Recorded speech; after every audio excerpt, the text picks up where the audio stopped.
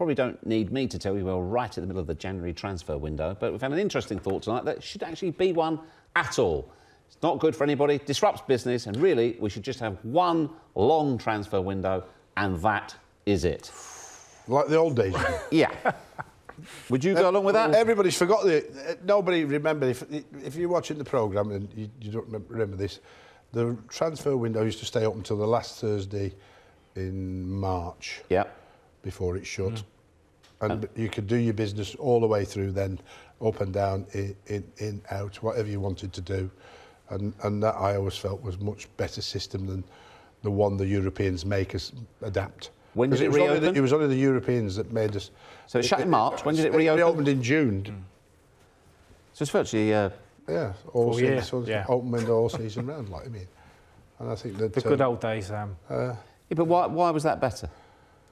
Because you could trade freely, and of course, contrary to what people think, I mean, now they decided to shut it the week before the season starts, around at the end of August. I think it's only inflated prices, that inflates your prices, because you get desperate. If you need the players that you need, you get more and more desperate, and then when that window shuts, you get your injuries. At least when you had it open till the end of August, at least you could evaluate what you had and what was brought in. Yeah. And you could adjust by a couple more players, might only be loans. If you have a little look first few games. But then you may pick up a few injuries as well, and you know that's very important. But the idea of this window was less disruption for managers, and you couldn't have your players cherry-picked or taken from you during the majority of the season. Well, I wouldn't have survived as a manager without the January window. When I went in crisis with the football club I've taken over, Crystal Palace, Blackburn Rovers, Sunderland Football Club, you know, all those fans, you'll know the players that I brought in there, and the fact that it helped the club survive in the Premier League with our business that we did with the owner at the time, and the research we did, and what we identified that we actually needed, because we'd looked at the squad and said, if we're not going to survive if we carry on with this squad, and so the owners, it's my job to convince the owners to go out and spend that little bit more money than they wanted to make sure that club's in the Premier League there. If you shut that window... I think the managers... Players, though, for some, obviously, the media are going to hype, they're going to fill the headlines. Not distracting. It may be distracting for someone like Ericsson. We've seen his performances dip, but no, I think you're fairly focused. Until the manager calls you in and says, we've had an offer for you, you're free to go and talk, then your mind games start playing. But I think managers like it. They don't have to dip into it. They don't have to do business. I know fans are quite eager to see new players come in. That can be disruptive into a settled squad. But also you've got some deadwood that you need to clear out as well in January. So it works both ways. OK. Right, as I said earlier on, Jordan Henderson was today voted by fans as the England Player of the Year for 2010, ahead of goal scorers like Raheem Sterling and, of course, Harry Kane.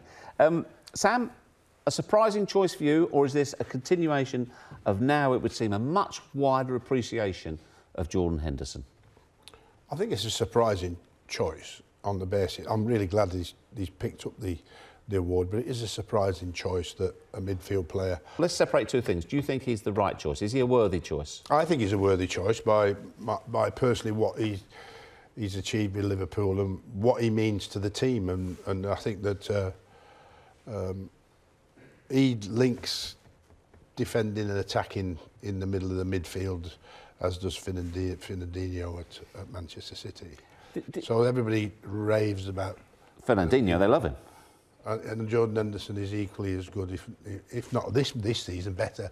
Mind you, Fernandinho's had to play centre-half most of the time. So, you know, he doesn't get the same praise that Fernandinho does, but he does exactly the same job, and sometimes better, in my opinion. Phil, do you think what's interesting about this one? Because I often hear it said, within the game, when you guys pick up awards, nothing like being voted by your fellow peers, whether it be other managers, other players, etc. The fact that the England fans have voted for Jordan Henderson ahead of Harry Kane, ahead of Raheem Sterling, that's quite powerful in itself, isn't it? It's a huge testament to what he's had to endure And I say that because obviously he had massive boots to fill. Obviously, when Stephen left, Jordan took the armband, wasn't playing particularly well, mooted that he was actually going to leave Liverpool at one stage. You know, he's dusted himself off. He's become a far better player. Like Millie, they're getting better with age, and Jordan is turning into a vital cog of the England machine. So for fans to appreciate that shows you how well he's developed, well, certainly in the past few years and certainly under Klopp. And for you, does he do the same job he does at Liverpool so well he does for England? It's often the unseen stuff, which is normally vital. hugely appreciated by your fellow pros. He's a supreme athlete, lives his life the right way. He's a good leader. He's tenacious. Makes the right decisions now, right choice. A couple of seasons ago, he was trying to be a quarterback, and he wasn't really that. Now he's picking and choosing his passes, right, feeding the more creative players very, very quickly. But aggressive, tenacious, leadership qualities, all the things that you want. Silent assassin almost as well. I think that's why they might have picked him, because you speak to a fan, and they want to see that wear the heart on the sleeve, commitment more than anything else. And I think that he's shown that, not just at Liverpool but with England, that he's always encouraging the players, pushing them on. He's always, you know, giving 100, as we say, 110%. And I think, you know, every fan loves that. Yeah. Whether it's an England fan or a fan for their club, they love to see the commitment of a player. And that's probably why, he's, as well as his ability, he's probably got this award. If, we hope he does make it, if Harry Kane doesn't make the Euros because of his injury, it's a very serious injury he's got, is Jordan Henderson the captain? If he continues through the season the way he's playing now, I think yes. Because as a captain, you need the experience in a tournament of that magnitude. You need somebody that's seen it and done it.